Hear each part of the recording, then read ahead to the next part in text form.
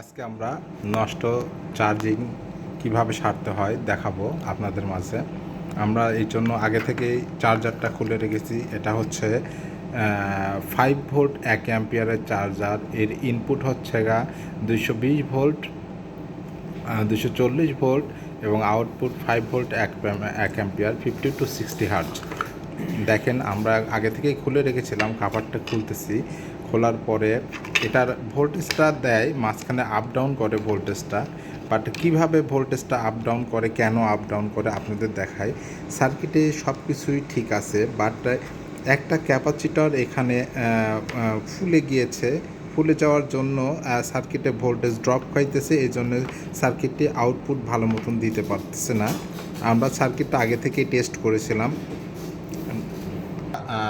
মিটারটি DC voltage select করার পর মিটারের দিকে আপনারা এখন দেখেন, এটা হচ্ছে ভোল্টেজ আপ ডাউন করতেছে।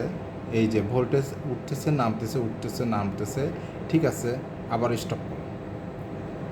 নষ্ট ক্যাপাসিটারটি সোল্ডারিং আয়রনের দিয়ে আমরা খুলে ফেলবো। এই দেখেন ক্যাপাসিটারটি, এই দেখেন ফুলে গিয়েছে এবং নষ্ট হয়ে গেছে। এটা আউটপুট, ট্রান্সফরমারের আউটপুট এটা দেখা যায়। এটাটি আছে 470 মাইক্রোফ্যারাড 10 ভোল্ট। আমরা এটার পরিবর্তে, আমরা যেহেতু এটা আউটপুট সাইডে, সেহেতু এটার পরিবর্তে আমরা 1000 মাইক্রোফ্যারাড 25 ভোল্টের ক্যাপাসিটারটা লাগিয়ে দেব।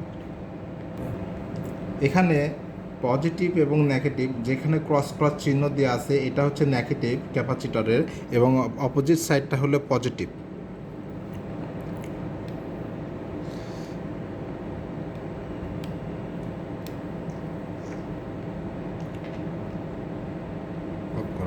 আমরা এখন ক্যাপাসিটরটি লাগিয়ে নিয়েছি এবং এখন অপোজিট সাইড থেকে লিড দিয়ে সোল্ডারিং করে দিব।